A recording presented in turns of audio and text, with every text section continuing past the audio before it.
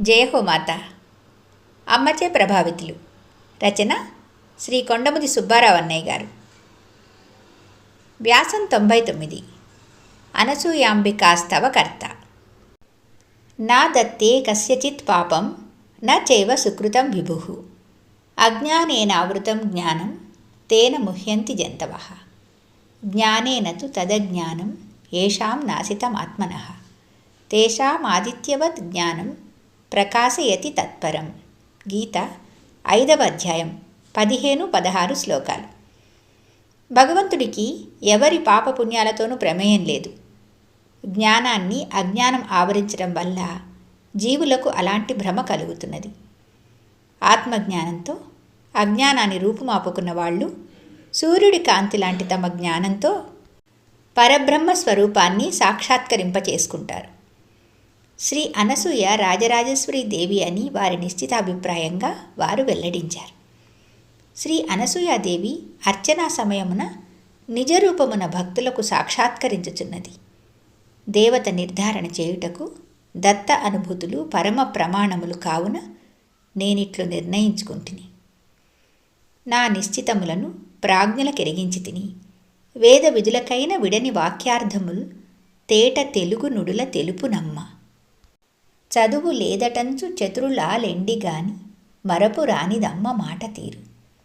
అమ్మ నమ్మయనుచు అందరందరు గాని అమ్మ నమ్మయనుచు నరయలేరు. తెలుపుచుండ్రు నమ్మ తేజోముత్యం తెలివిలేక అమ్మ తెలియబడదు. ఆ అక్షరద్వయమును విచారించిన అందు ఆత్మబీజము శక్తి బీజములు కలవు. ఈ బీజములు మాత్రమే సృష్టికి ఆధారభూతములైనవి. శ్రీచక్రాంతర్గతమైన మూలాధారమున అహం బీజము ఈ అర్థమునే బోధించుచున్నవి. మరియు ఆ మంత్రాక్షరములు గాయత్రి చక్రమున వాయవ్యస్థితమగుడ కననగును.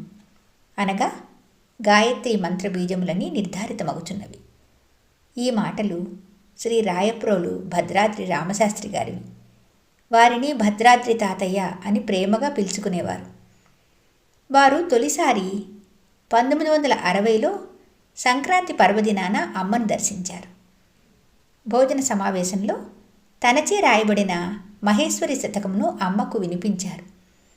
ఆ దర్శనంతో తనలో వేడి వెల్లువగా పొంగగా అమ్మ చల్లని స్పర్శచే హస్తమస్తక న్యాయం జరిగినట్లుగా అనుభూతి చెందారు. ఒంటరివాడనని వృద్ధుడనని అమ్మను మరీ మరీ ప్రార్థించారు. తన శేష జీవితం అమ్మ చెంతనే చెల్లిపోవాలని, తన ప్రాణం ఈ గడ్డ మీదనే పోవాలని ఆనాడే వారు కోరుకున్నారు. అమ్మ అంగీకరించింది, అభయమిచ్చింది. ప్రథమ దర్శనంలోనే అమ్మను దైవంగా దర్శించిన భాగ్యనిధి వారు. 1961 చైత్ర శుద్ధ దశమి నాడు అమ్మచే మంత్రం పొందిన ఘనులు, మంత్రాన్ని అనుష్ఠించి తృప్తిని పొందిన ధన్యులు. అమ్మను 2 అక్షరాల గాయత్రిగా గుర్తించిన జ్ఞాని. అనేక దేవాలయాలలో అమ్మను దర్శించిన ద్రష్ట. చతుర్విధ కవితా ప్రవీణుడు. అనసూయాంబికా స్తవకర్త. సంస్కృతాంధ్ర భాషాభిమాని. అమ్మను చండికగా భ్రమరాంబగా దర్శించిన మహానుభావులు. వయోవృద్ధులైన అమ్మ ప్రేమానురాగాలను అధికంగా అనుభవించిన పసిబాలుడు. జపతపాలతో పూజా పునస్కారాలతో ప్రతి నిమిషం పవిత్రంగా గడిపిన పుణ్యాత్ముడు. అమ్మను దర్శించినది మొదలు తన అంతిమ ఘడియల వరకు అమ్మ నామం చేసుకున్న అదృష్టవంతులు. దివ్య హైమను దర్శించి మాటలాడిన మహామహులు. వారి శరీరాకృతి కూడా ఆధునిక కాలంలో ప్రాచీన ఋషిపుంగవుడులా ఉండేవారు. వారు 1866వ సంవత్సరం కార్తీక శుద్ధ దశమి నాడు గుంటూరులో రామచంద్రాపుర అగ్రహారమందు జన్మించారు. వారి జననీ జనకులు సీతమ్మ గారు, వెంకట శివావధాని గారు. వారి గురువు మహాభాగవత శిఖామణి తరంగ కాలక్షేపణాధురీణుడు శ్రీ నూతలపాటి జగన్నాథ పంతులు గారు. వారు 18 సంవత్సరాల లోపుగానే శ్రీ రాఘవ దీక్షితుల వారి వద్ద సంస్కృతాంధ్ర కావ్యాలను, వ్యాకరణ సాహిత్యాలను పూర్తి చేశారు. 1905వ సంవత్సరం నుండి ఏఎన్ఎం కళాశాలలో ఉపన్యాసకులుగా పనిచేశారు. శ్రీ దంటు కుటుంబయ్య గారి కుమార్తె అన్నపూర్ణను వివాహమాడారు. వారికి ఒకే కూతురు. కళత్ర వియోగము, సంతాన నష్టము అయిన తరువాత వారొక మారు సర్పద్రష్టులయ్యారు. మంత్ర ప్రభావంచే వారు తిరిగి స్వస్థత పొందారు. అందువలనని వారికి మంత్రశాస్త్రంపై అపారమైన నమ్మకం కలిగింది. వారి సోదరుల వద్ద చక్రోపాసన నేర్చుకొని చేస్తూ వచ్చారు. అప్పటి నుండి విడవకుండా నవరాత్రి ఉత్సవాలు జరుపుతూ వచ్చారు. 1923 నుండి శ్రీ నడింపల్లి నరసింహారావు గారికి సహాయభూతుడిగాను అనుయాయుడిగాను ఉండేవారు. స్వాతంత్ర్య సత్యాగ్రహాలలో పాల్గొని 1941లో 4 మాసాలు జైలు శిక్ష కూడా అనుభవించారు. మాతృశ్రీ సంస్కృత కళాశాలకు పునాది రూపంగా శ్రీ భద్రాద్రి రామశాస్త్రి గారు ప్రైవేటుగా అందరింటి ఆడబిడ్డలకు సంస్కృతం నేర్పి ప్రైవేటుగా పరీక్షలకు కట్టించారు. అలా హైమక్కయ్య, వసుంధరక్కయ్య చేత కూడా పరీక్షలు వ్రాయించారు. మరో ముఖ్యమైన అదృష్టం వారికి దక్కింది. వారు ఒకసారి అమ్మ అనుకుని హైమక్కయ్య పాదాలకు నమస్కరించుకున్నారు. అమ్మ, హైమక్కయ్య ఒకే మంచం మీద దుప్పటి కప్పుకొని పడుకొని ఉండగా అమ్మ పాదాలనుకుని హైమక్కయ్య పాదాలకు నమస్కరించారు. హైమక్కయ్య కాలు వెనుకకి లాక్కొని, "ఆ పాదాలు నావి తాతగారు" అన్నది. అమ్మ, "ఎవరి పాదాలైనా నమస్కారాలు నాకే చెందుతాయిలే" అన్నది. "రేపు ఆ పాదాలకే నమస్కరించే పరిస్థితులు రావచ్చు" అన్నది అమ్మ. ఆ పుణ్యమే హైమక్కయ్య దేవతైన అనంతరం హైమాలయంలో మొట్టమొదటి అర్చకత్వం చేసే మహాభాగ్యం కలిగేలా చేసింది. రావూరి శేషక్కయ్యకు ఆ విధానం నేర్పించిన మహానుభావులు. అమ్మ మీద ఏమాత్రం భారం పడినా సహించలేనివారు తాతగారు. అప్పుడు శ్రీ నంబులన్నయ్య అమ్మ దగ్గర ఉండేవారు. ఆ అన్నయ్యను ఉద్దేశించి ఒకసారి అమ్మ సమక్షంలోనే, "భారం అంతా అమ్మ మీద వేయకూడదు, నీ పద్ధతి బాగాలేదు" అన్నారు. అమ్మ వెంటనే, "లేదు, అతని విధానమే సరి అయినది. బిడ్డల కోసం భారం వహించడానికి సిద్ధమని" ప్రకటించిందమ్మ. అమ్మ వర్ణాశ్రమ విధానాలు పాటించకపోయినా అవి పాటించే తాతగారి లాంటి వారిని అడ్డుపెట్టేది కాదు. హైమక్కయ్య గురించి హైమవతి శతకం రాసి హైమక్కయ్య కరుణామయి, దయామయి అని అమ్మ వెలిగించిన దీపమని వర్ణించారు. గురువుకు శిష్యుడు దైవమే అన్న అమ్మ మాట అక్షరాలా పాటించి హైమక్కయ్య పూజలు చేశారు. అనసూయాస్తవం రచించి అర్థం చేసుకోవడానికి క్లిష్టంగా ఉందని తేలికగా ద్రాక్షపాకం లాంటి కవిత్వంతో గీతాంజలి, అనసూయ స్తోత్రం వ్రాసి అమ్మ మహిమ తెలుప వేదాల వల్ల కూడా కాదు అన్నారు. అమ్మ అనుభూతులతో మానస బోధ రచించారు. 1977వ సంవత్సరంలో శ్రీ రాయప్రోలు భద్రాద్రి రామశాస్త్రి గారు పరమపద సోపానం అధిరోహించి అమ్మ కృపకు పాత్రులైనారు. జయహో మాత. వ్యాసం 100. దయామణి. యచ్చాపి సర్వభూతానాం బీజం తదహమర్జున న తదస్తి వినా యత్స్యాత్ మయా భూతం చరాచరం యద్యద్విభూతిమస్తత్వం శ్రీమదూర్జితమేవ వా తత్తదేవావగచ్చత్వం మమ తేజోంస సంభవం. గీత 10వ అధ్యాయం 39-40 శ్లోకాలు. అర్జున, సకల భూతాలకు మూల కారణాన్ని నేను. ఈ చరాచర ప్రపంచంలోని వస్తువులలో ఏదీ నేను లేకుండా లేదు. ఈ లోకంలో ఐశ్వర్యవంతము, శోభాయుతము, ఉత్సాహభరితము అయిన ప్రతి వస్తువు నా తేజస్సులోని ఒక అంశం నుంచే కలిగిందని గ్రహించు. మొన్నెప్పుడో రాధ గురించి విన్నాం. ఇదిగో ఇప్పుడు కళ్ళారా చూస్తున్నాం. ఆ గోదాదేవి కథలు తెలుసుకున్నాం. ఈ గోదాదేవిని ప్రత్యక్షంగా చూస్తున్నాం. ఎవరా రాధాదేవి, ఎవరా గోదాదేవి?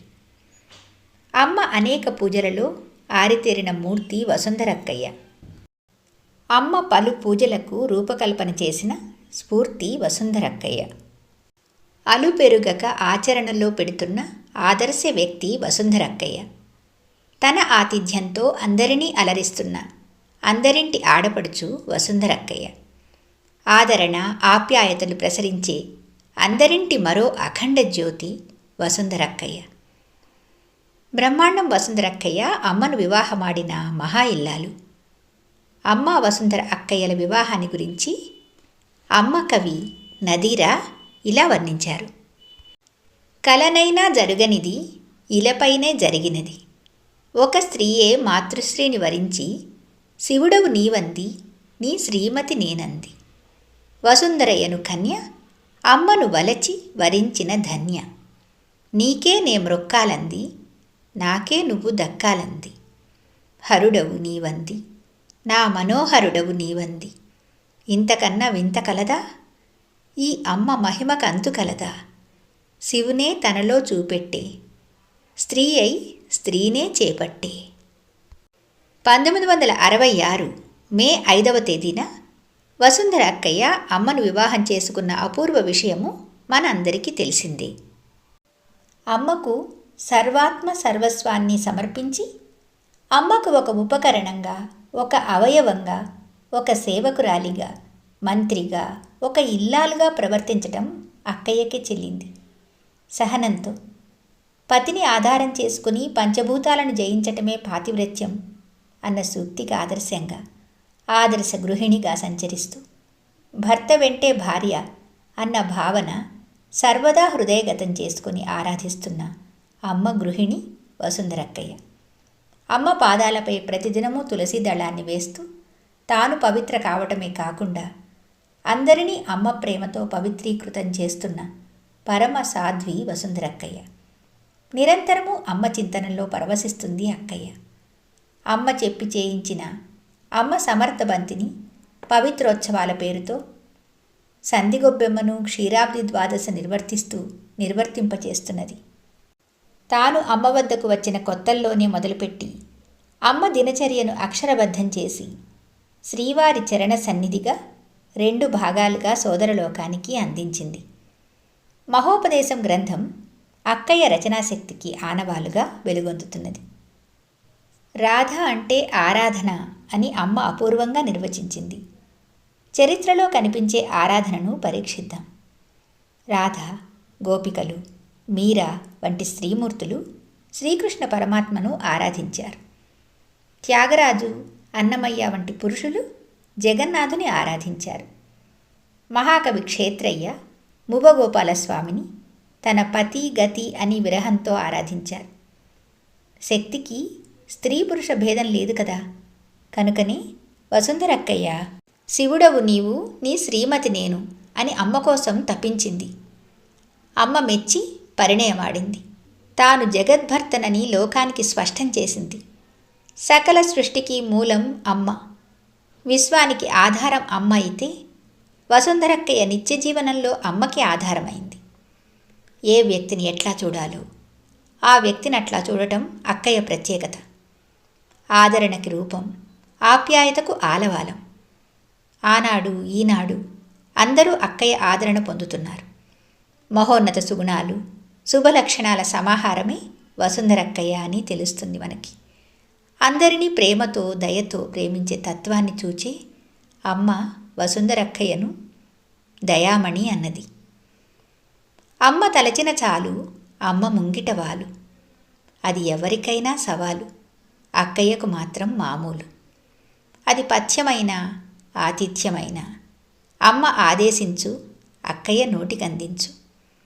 ఎన్ని ఇడ్లీలు, ఎన్ని పిండి వంటలు అక్కయ్య చేతిపై మా పొట్టలోకి వెళ్ళాయో. ఎన్ని కాఫీలు, ఎన్ని బోర్నవిటాలు, మరెన్ని హార్లిక్సులు అక్కయ్య చేతి నుండి ప్రవహించి మనచే అరాయించబడ్డాయో. ఎంత దయ, ఎంత ఆదరణ మనం అనుభవించింది అనుభవానికే తెలుసు. అక్కయ్య మరో పేరు దయామణి కదా.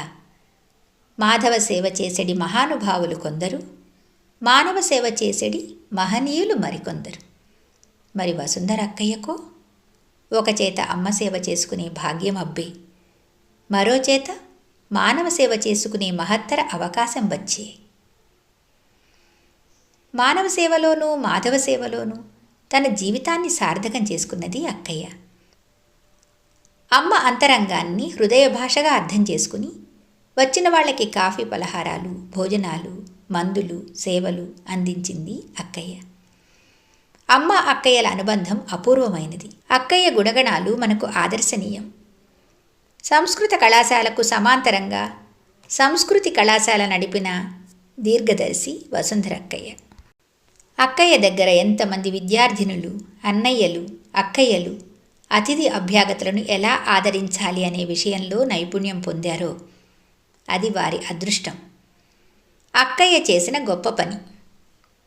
ఎందరో యువతీ యువకులకు అతిథి అభ్యాగతులను ఎలా ఆదరించాలో ఆచరణ రూపంలో నేర్పించి తాను కొనసాగిస్తూ అందరి హృదయాలలో స్థానం సంపాదించింది. ఆ స్థానం తరతరాలకు అలాగే ఉంటుంది.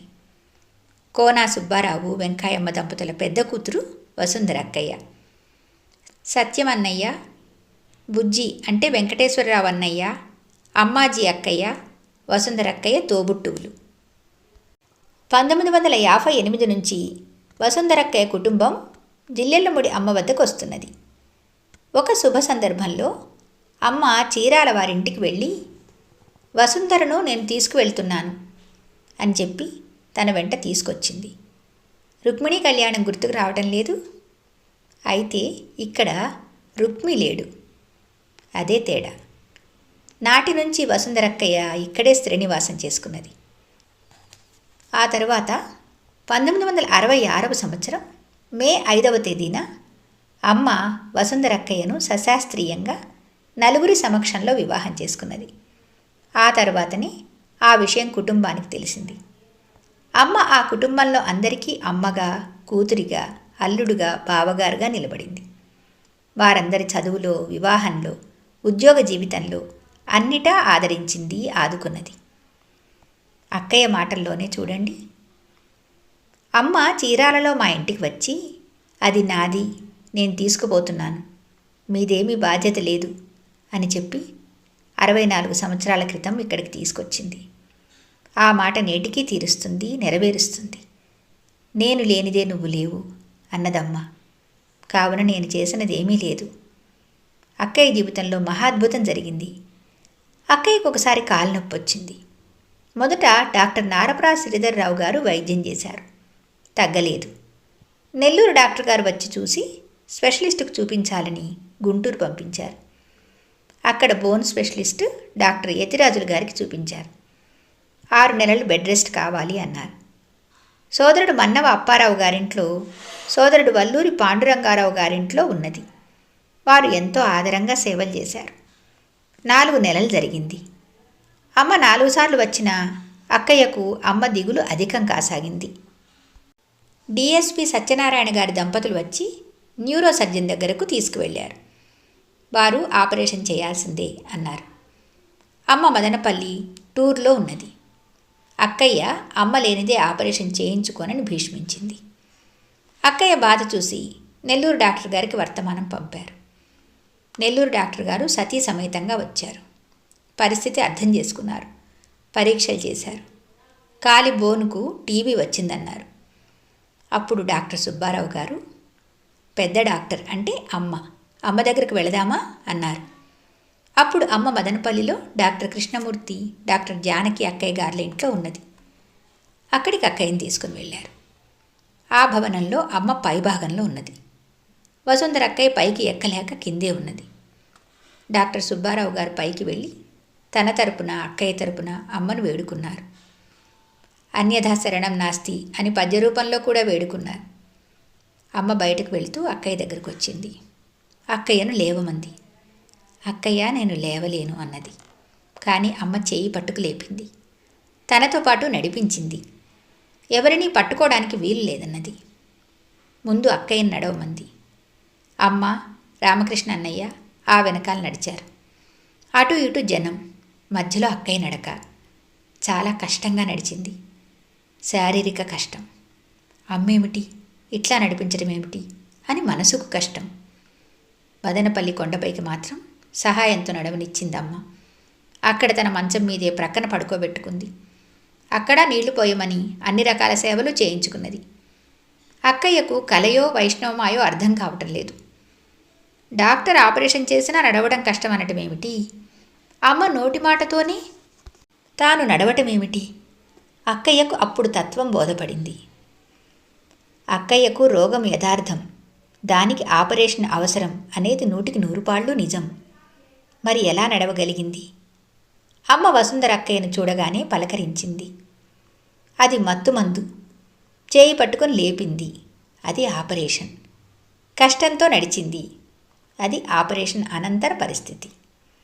ఇది ఏనాడో కృష్ణ పరమాత్మ తన స్పర్శతో కుబ్జను అపురూప సౌందర్యవతిని చేశాడు. నేడు అమ్మ తన కరస్పర్శతో ఆపరేషన్ చేసేసింది. నడవలేని మనిషిని కొండలెక్కించింది. మళ్ళీ అక్కయ్య ఆ అవసరం లేకుండా దాదాపు 4.5 దశాబ్దాలు అమ్మకు, అమ్మ బిడ్డలకు సేవ చేయగలుగుతోంది. అమ్మ మాయలు ఎవరికెరుక? అక్కయ్య అమ్మ మాయకు తాను వేదిక అయింది. అమ్మ శతజయంతి ఉత్సవాల ప్రారంభంగా 2022 ఏప్రిల్ 10వ తేదీన బాపట్ల చిదంబరరావు తాతగారింటి నుండి జిల్లెళ్లముడి అనసూయేశ్వర ఆలయం వరకు పాదయాత్ర రూపంలో శోభాయాత్ర జరిగింది. ఆ సందర్భంలో ఒక చిత్రం జరిగింది. నా భార్య శ్రీమతి కొండముది శ్యామల చాలా కాలం నుండి మోకాలు నొప్పితో బాధపడుతున్నది. దానికి తోడు చిన్న మెదడులో సమస్యతో కళ్ళు తిరగడం, నడుస్తుంటే నడిచే రైలులో నడుస్తున్నట్లు ఉంటుంది. అలాంటి శ్యామలతో వసుంధరక్కయ్య ఒక మాట అన్నది.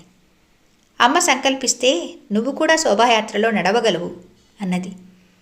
ఆ మాటను దృష్టిలో పెట్టుకుని శోభాయాత్రలో నడక ప్రారంభించింది. చారిత్రకమైన సంఘటన జరిగింది. శ్యామల 16 కిలోమీటర్లు అవలీలగా నడిచింది. ఇంతకంటే అమ్మ మహిమకు ఇంకేమి ప్రత్యక్ష నిదర్శనం కావాలి? అమ్మ కరుణతో ఆమెకి ఆ శక్తి ప్రసాదించబడిందా? అమ్మ మీద విశ్వాసం ఆమెకు ఆ శక్తిని కలిగించిందా? ఈ మీమాంస ఆధ్యాత్మికవేత్తలు, ఆధునిక శాస్త్రవేత్తలు తేల్చాలి. ఫలితం మాత్రం కళ్ల ముందు ప్రత్యక్షమైనది. కారణాలు ఆ తల్లికే ఎరుక. అమ్మ మీద విశ్వాసంతో ముందుకు కదలటమే మన ముందు ఉన్న కర్తవ్యం. తాను వెలిగిన దీపం అనేక దీపాలను వెలిగిస్తుంది. అమ్మ శక్తితో ఏ ఆపరేషన్ లేకుండా తన నడిచింది. ఈరోజు తాను ప్రేరేపించి శ్యామలను నడిపించి అమ్మ ఇచ్చిన మంత్రదండం తన చేతిలో ఉన్నదని లోకానికి నిరూపించింది. ఆ మంత్రదండం మరేదో కాదు, తన మాటలతో అవతలి వారిలో భగవంతునిపై అంటే అమ్మపై, తమకు తమపై విశ్వాసాన్ని ప్రాదుకొల్పటమే. అందరికీ ఒక సవాలు. వసుంధరక్కయ్య చేతి కాఫీ తాగని వారు, ఆదరణ పొందని వారు జిల్లెళ్లముడి స్థలాన ఎవరైనా ఉన్నారా? అక్కయ్య అఖండ జ్యోతిగా జిల్లెళ్లముడి గడ్డపై నిరంతరం కాంతులిన్నుతూ ఉండాలి. ఇది మన అందరి ఆకాంక్ష. ఇదే అమ్మకు మన విన్నపం. జయ హో మాతా.